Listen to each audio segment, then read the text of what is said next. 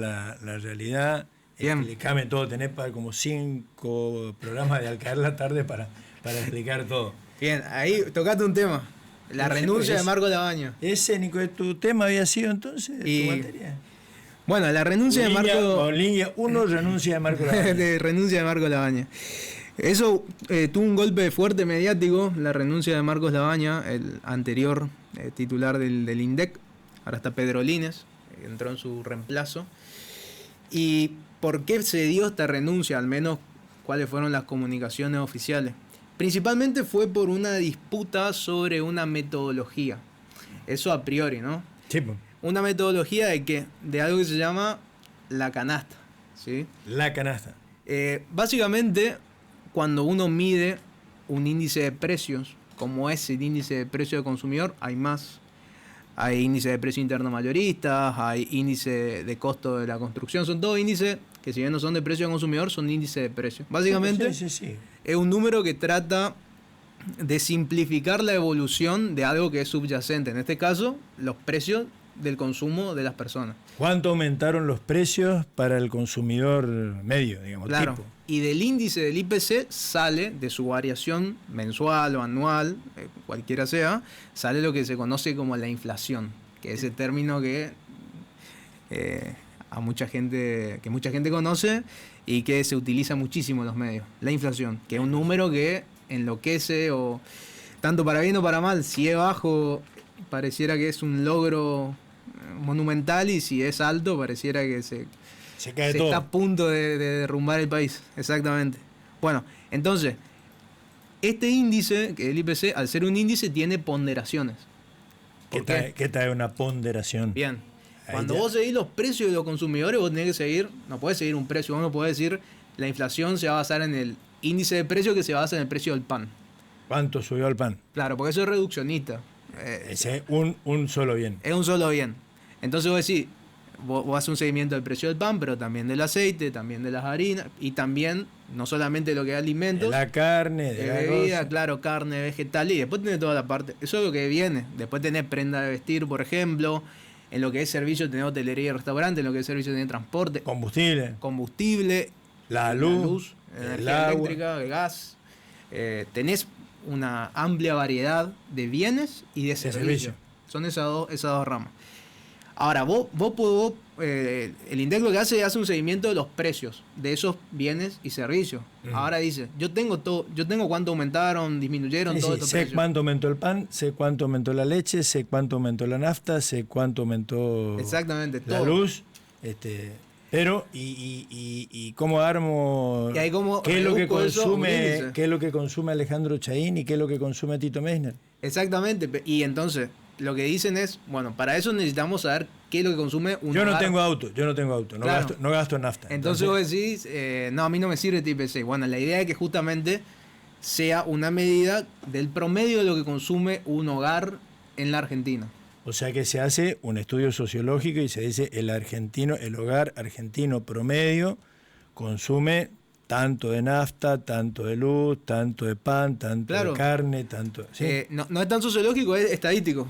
De hecho, se hacen encuestas que se llaman la Encuesta Nacional de Gastos del Hogar. ¿Cómo se comportan los argentinos? ¿Qué consumen? Eso es sociológico. Exactamente. Entonces hacen encuestas, de la Encuesta Nacional de Gastos de los Hogares, que se llama, la encuesta del INDEC, y va a cada uno de los hogares, obviamente se hace una muestra, no tiene sentido hacer un censo, se hace un muestreo y se relevan estas informaciones, y ahí se dice, bueno, ok, en promedio los hogares argentinos en esta fecha, que eso es lo importante, en esta fecha destinan tanto de su consumo a transporte, destinan tanto de su consumo a alimentos y bebidas, destinan tanto de su consumo a, ok, ese porcentaje de cuánto destinan los hogares a los distintos bienes o servicios, es después lo que le da la importancia a cuánto subieron esos bienes o los servicios.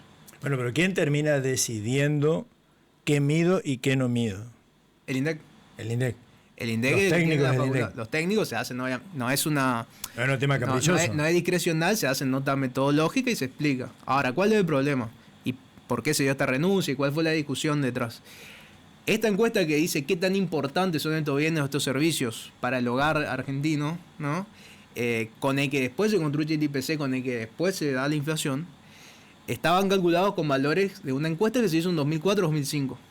¿sí? En 2018... Valores, es decir, los técnicos del 2004 hicieron el análisis y dijeron los argentinos, el promedio de los hogares argentinos consume esto. Consume el porcentaje de su ingreso que gastan por mes en estos bienes y estos servicios es tanto. Eso está, ¿no? Eso es lo que se venía usando. Después en 2018 se hizo otra encuesta de gasto de los hogares, igual a la anterior, con ciertas modificaciones, obviamente, porque hay cosas que ya hoy en día no se consumen. Claro, por ejemplo, algo que comprábamos en el 2004, hoy ya no compramos más. Claro, un seguimiento por ahí, un ejemplo que es medio tonto, pero ¿cuánto se gastaba en CDs? Claro. Hoy en día no se gasta más en Hoy CDs. nadie compra CD. En 2004, todos los servicios digitales que hoy en día existen, como por ejemplo Spotify, Netflix, todos los servicios de streaming en general y muchos otros gastos de servicios digitales que en 2004 eran inimaginables. No había. Claro, no estaban cerca de existir, hoy en día son una moneda corriente para la persona. Y el hogar, el que paga los gastos del hogar, tiene que pagar Netflix, tiene que Exactamente. pagar... Después está Internet en general, que es algo que representa bastante en lo que es el gasto de los hogares. Que claro, el teléfono fijo ya no viene más. El teléfono fijo no viene más, pero sí entran todas las líneas de celulares. Pero los celulares, no sé si son más, menos... Y bueno, justamente eso es lo que se está tratando de mover. Claro, eso es lo que... A ver si no digo, eso sería un buen ejemplo técnico. ¿Qué varió? ¿Cuánto de mi plata tenía que gastar yo para pagar la cuenta del teléfono fijo? ¿Y cuánto de mi plata gasto hoy en pagar la cuenta del celular? Exacto. Hoy en día se hacen la misma pregunta, pero bueno, los bienes y los servicios son distintos. Entonces, en 2018 se hizo otra encuesta, están los resultados y están las bases como para poder modificar esta metodología, pero ¿qué pasa? Obviamente, la proporción de los gastos del hogar en los distintos rubros cambiaron. ¿Sí? Y eso, para bien, para mal, ¿cómo cambiaron? Bueno, ahí viene la discusión. En realidad no importa si es para bien o para mal, porque es una foto de lo más aproximado de lo que gastan los hogares. Entonces es lo más cercano a la realidad que se tiene. Obviamente que también es válido decir, de 2018 a 2026, ¿cambiaron los gastos de los hogares? Seguramente. Pasó una pandemia en el medio, miles de cambios estructurales, o sea, seguramente. Pero obvio, pero el problema está en que hacer encuestas es caro. Hacer los relevamientos, esperar a que se procese esa información, mandar gente, etcétera, es un costo. Entonces no se puede estar repitiendo esta encuesta todos los años. Sí, sobre todo si no la vas a usar. Y sobre todo si no la vas a usar. ¿Para qué? Hiciste un laburo bárbaro, gastaste un montón de guita y la tenés guardada. Hace 20 años venimos, estamos usando en el IPC una encuesta de gastos del hogar y unas ponderaciones que se hicieron hace 20 años, sí. Cuando tenemos una que es muchísimo más cercana, que es en 2018. Entonces la discusión ¿Qué cambió? De lo que más se discute, o sea, lo más relevante, cambiaron muchas cosas, pero lo más relevante fue alimentos, en general, el rubro de alimentos, bajó en su proporción en lo que representaba el gasto de los hogares. Esto es lo que la gente, explicarlo bien, porque lo que la gente, en general, a los que no somos economistas, matemáticos, estadísticos, nos cuesta entender. Sí. Yo sigo comiendo lo mismo que comía. Y me sigue costando y sube la carne y me pongo loco y sube la papa y me pongo loco y vos me venís y me decís, no, pero ahora la ponderación del gasto en comida es menor. Digo, ¿está loco este tipo? Claro. Como si se me va la guita en un kilo de carne. Y es interesante eso, ¿por qué? Porque ¿qué es lo que pondera? Se pondera sobre el gasto del hogar. Uh-huh. Entonces vos decís, vos agarrás un hogar y decís, ¿cuánto vos gastaste? Y dice 100. Bueno, ¿cuánto gastaste en alimentos? 20. Bueno, entonces un 20%, ¿sí? Eso no implica de que pasan 10 años y te preguntan y ahora te dicen, ¿cuánto vos gastaste? No, yo gasté 200. ¿Y cuánto gastaste en alimentos? 20. Tu porcentaje bajó. Pasaste un 20 a un 10%. Sí. No significa que estás gastando menos. Para hacerlo más fácil, desde mi ignorancia le suelo dar como explicaciones. Voy a decir, bueno, pero si sigo comiendo lo mismo y sigo teniendo 3 aire acondicionados en mi casa. Exacto. Pero ¿qué pasa? Ahora, antes la luz me venía, no me preocupaba tanto y más o menos podía pagarla. Claro. Ahora resulta que si tengo los 3 aire acondicionados prendidos en el calor correntino, pago 2 millones de pesos. Sí. Igualmente los patrones de consumo aumentaron. Hoy en día se consume más. Si vos hacías esta encuesta ahí de 1900... prácticamente sí. Todo el gasto era en alimentos. Sí, pero no había aire acondicionado, no había ni ventilador, ni nada. Claro, y no significa que vos comas más que esa persona. Simplemente esa persona tampoco tenía mucho más para gastar. en qué gastar. Es una cuestión de asignación de consumo. Hoy en día se consume más en general. Sí, ¿Y pero en dónde se consume más? Además hay cosas que aumentaron más y me sacan más plata de mis ingresos, como el tema de la energía, al eliminarse los subsidios, disminuirse los subsidios, el precio de la energía se disparó. Y también en los patrones de consumo que te digo, de no solamente que aumentó la energía eléctrica con la quita de subsidios, sino también la cantidad de dispositivos electrónicos que hoy un día uno tiene. Claro, sí. O sea, antes por ahí uno tenía un aire, o sea, una casa por ahí tenía 2 aires y con eso se manejaban en los veranos hace 20, 30 años. Ni hablar de que no existían computadoras, ni hablar que no existían televisores LED, ni hablar que... Pues sí. Entonces, los patrones de consumo cambian. Pero hay un hogar común en Corrientes de clase media, eso creo que la mayor parte tiene 3 aire acondicionados, tiene un aire acondicionado en la pieza de los chicos, un aire acondicionado en el dormitorio de los padres y un aire acondicionado en el living. Exacto, entonces se consume más y siguen comiendo igual. Y comen más o menos igual. Entonces el tema de los gastos de alimentos es que representa una menor proporción, no significa que se coma menos, que se consuma menos alimentos, simplemente significa que se gastan en otras cosas más. Como por ejemplo, uno de los casos era en toda la parte de vivienda, agua, electricidad y todo ese tipo de gastos, entra gas también, que son gastos energéticos del hogar, básicamente, y gastos conexos. Y después otra cosa que es transporte. Transporte también parte por lo que es los aumentos de la tarifa de transporte público, y la otra parte es por el aumento de combustible, ¿sí? Que fue otro de los servicios que se disparó el precio. Se disparó el precio, falta de que se quiten todos los subsidios que tiene, pero sí hubo una quita grande de subsidios. Entonces, esas proporciones aumentaron. Al aumentar esas proporciones, el aumento de ese precio tiene que pesar más. Tiene que pesar más. Y una de las cosas que faltan en el plan económico es la quita total de subsidio en la parte de servicio. Es decir, ¿qué servicio iba a pesar más? Falta, digamos, a lo que el gobierno quiere llegar. El gobierno quiere llegar a no poner un peso más para subsidiar esos consumos. Es un plan económico de fase 4, vamos a quitar todos los subsidios. Es un plan. No digo que lo vayan a hacer dentro de poco, dentro de mucho, pero... Es un objetivo que se fijó el gobierno desde el comienzo. Es un objetivo de gobierno, desde el comienzo, como vos decís.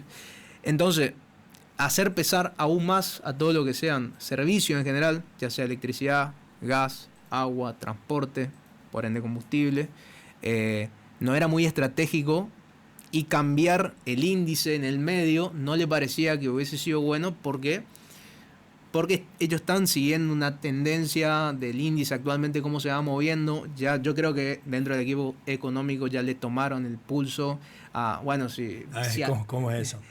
Y uno, y yo creo que ya no son un nuevo gobierno, digamos. No, pues. Estamos más de 2 años de gobierno. No, pero además la mayoría de los equipos económicos ya es la 3ª o 4ª vez que están en Claro, son gente... Este muchacho Sturzenegre estuvo con De la Rúa, estuvo con Macri y hasta ahora. Claro. Y podemos nombrar 4 o 5 que son iguales. O sea que... Entonces se hacen estimaciones, se sabe de que si la soja en general, el maíz, la carne empieza a subir el precio, ellos ya empiezan a hacer estimaciones de cuánto va a ser la inflación, de cómo se van a acomodar, de qué tienen que desacelerar. Por ejemplo, dicen, bueno, si sacamos este subsidio, nos va a impactar en tanto. Se hacen estimaciones de ese tipo todo el tiempo, sobre todo en esos niveles, y ya cambiar todo un índice con ponderaciones distintas implicaría también reaprender miles de mecanismos de transmisión, que no te digo que, de vuelta, no es que son o no perjudiciales, no es que muestran una realidad o no. A la gente realmente, por ahí la noticia puede durar un tiempo, pero la gente no vive todo el día viendo a ver cuánto fue el índice y se levanta y dice, ok, soy feliz porque el índice es de 1%. No, pues bueno, pero el gobierno viene haciendo de la baja de la inflación una bandera, sí. Su caballito de batalla y su argumento para decir que todo lo que está sufriendo la gente, miren que vale la pena porque bajó la inflación. Exactamente. Ese está casi una guarangada muriendo de hambre, pero aguante, mi amigo, que la inflación bajó y algún día va a dejar de... Ok, bueno, digo, en ese sentido, si se hubiese hecho el recálculo con estas nuevas ponderaciones y la inflación que fue en enero ahora... Esa es la pregunta que se hacen todos. ¿Qué hubiera cambiado? Obviamente hay que hacer el cálculo dentro de esto. Y la pregunta es, ¿por qué nadie lo hizo? Yo nomás no me enteré y algún economista hizo el cálculo. Es que ese es el problema. Ahí ya empieza todo con una lucha metodológica. Para empezar. ¿Pero por qué? Perdón. Sí. En la nueva fórmula, la nueva fórmula de calcular el índice de precio del consumidor es pública, ¿verdad? Se publicó. La ENGO está publicada, los microdatos están publicados. Y todos saben, o sea que si vos te pones vos solito Sí. a recopilar los datos estadísticos, podés aplicarle a esa fórmula y obtener un índice. Parcialmente. Ahora, ¿por qué nadie lo hizo? Es que es parcial. Lo hicieron. Algunos dijeron que iba por arriba, otros dijeron que iba por debajo. Ahí está No, el problema. alguien serio que diga, mirá, hice esto, acá está, No, es que todo. critíquenmelo, cuestionenmelo, a ver dónde me equivoqué, dónde dicen ustedes que me equivoqué. Es que el problema es Pero que no. la inflación con el índice nuevo el índice hubiera dado 3,8, 4, 4,5 o 2,5. Claro, el problema es que gran parte de la metodología que hoy se utiliza, es una readaptación del 2004 con unas nuevas categorías del COICOP que se llama, que es una nomenclatura de el consumo del individuo por finalidad. O sea, básicamente eso. Entonces, ¿qué pasa? Ahí me mataste, ¿qué bueno, es eso? Te digo, en 2004 había 9 categorías. COICOP. Siempre los economistas, ¿viste eso? Es un nomenclador. Una palabrita difícil y entonces No. vos decís, ahí No, me mató porque te venís discutiendo bien y no, pero el COICOP, el COICOP te mata. Todo se basa en el COICOP. No, el problema es que el COICOP en 2004, 2005, cuando se preguntó... ¿Qué es el COICOP? El COICOP es un nomenclador. ¿Pero qué significa Un ese numerito. C-O? Es la finalidad de consumo del individuo. Básicamente te dicen qué gastás. Y eso tiene un código. Porque cuando vos vas a encuestar, obviamente eso después tenés que pasar una tabla, entonces ahí está el código. Por eso digo, es más metodológico el tema en el sentido Está de bien elegir en qué, Pero- que compro, ¿qué tomo? ¿Vino o cerveza? No tiene Claro, el mismo pero precio. cuando preguntaron en 2004-2005, eso tenía solamente 9 categorías. ¿Y ahora? En 2018-2017 tiene 12. Ahí se Entonces entiende. hay que hacer un reajuste o sea, hoy en día hay 12 categorías en lo que muestra el INDEC, pero no está en ningún lado extremadamente claro cuál es exactamente la metodología. Hay notas metodológicas, se explica, pero dentro de este cálculo de ponderadores, cuando se empieza a hilar fino, hay información que no es pública al 100%. Entonces se hacen readaptaciones, han hecho readaptaciones. Algunos decían de que daba un poquito por encima en algunos meses. De hecho, en este mes de enero dijeron que iba a dar por debajo. ¿Por qué? Porque en este mes de enero, que fue de 2,9% a nivel nacional, alimento y bebidas no alcohólicas aumentó un 4,7%. Que eso le iban a bajar la ponderación de este nuevo índice. Claro. Ese iba a pesar menos. Sin embargo, algunos que iban a subir, como por ejemplo lo que es vivienda, agua, electricidad y otro combustible, aumentó un 3% nomás. No un 3% nomás, digo, es un 3%, Ahora, pero pesa menos. Un 2% sobre el que pesa menos y un 4% sobre el que pesa más, ¿cuál vale más? Y claro, eso es con lo que los y economistas eso es lo que se engañan a la empieza a gente. discutir. Y ahí empiezan a decir, no, iba a ser de un 2,9, no iba a ser un 2,7. Honestamente, no es relevante porque no es comparable. ¿A qué me refiero con esto? Si hoy la inflación con esta canasta de ponderación que se hace, que es del ENGO 2004, dice que es 2,9 la inflación, y yo digo, no, pará, yo tengo una nueva canasta, unos nuevos pesos, y la inflación me da ya sea 3,5 o sea 1,5, te digo, perfecto, mostrame tu dato para atrás porque yo no puedo comparar con el 2,9 este. No, pues. Entonces, es como la explicación que diste antes, ¿cómo me vas a comparar? Ponele con la época en que no había celulares, o la época en que no había. es que no tiene. Entonces, la reforma metodológica simplemente iba a dar una nueva serie, que no era comparable uno a uno con la serie vieja. Lo que se iba a hacer con esta nueva metodología, se iba a tirar para atrás todo el índice y íbamos a tener nuevos números de inflación en los periodos pasados. Es decir, no es que iba a venir la línea con el índice viejo y ahora el índice nuevo. Se puede hacer lo que en derecho teóricamente está prohibido, ser la retroactividad. Sí, se puede retroactivizar porque los precios están. Pero ¿para qué? A ver, decir que cuánto hubiera sido la inflación del año pasado si hubiera aplicado el nuevo índice. Sí, se puede. si se define, Sí, si hay ¿cómo consenso hago, en la cómo hago metodología. la encuesta de hogares del año pasado? La tengo hecha, pero ¿cómo mido cuánto realmente, qué porcentaje de mi gasto era en electricidad y qué porcentaje de mi gasto era en la carne para el asado?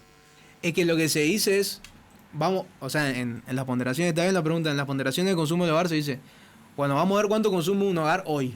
Sí, pues, hoy. Hoy. Pero ¿y lo que consumíamos el año pasado? No sé. Y vos tenés los precios, entonces vos podés ponderarlo. Tengo los precios, pero no tengo cómo estaba clasificado mi gasto. ¿Cuánto gastaba yo en carne y cuánto gastaba en electricidad? Claro, pero eso ya implicaría hacer ponderaciones todos los meses. Y por eso... Y eso no se hace nunca. Entonces, si veníamos usando uno hace 20 años, imagínate si le pegaban todos los meses. A eso me refiero. Era una cuestión metodológica. Fue una pelea metodológica Bueno, más... y si hubiéramos usado el índice nuevo para vos, para Alejandro Chaín, ¿hubiera dado más alto o más bajo?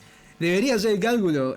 Si querés ¿No lo después te lo hiciste? hago. No lo hice. Yo Tarea trabajo, para el hogar, yo vaya. trabajo en el sector privado. Vaya y haga el cálculo, vaya y haga el cálculo. Tengo otras preocupaciones.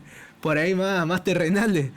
Yo creí que me traía el cálculo hecho. Y viste que yo te dije, vamos a tener el cálculo, hoy sí que tenemos el cálculo y no tenemos el cálculo. Pero bueno.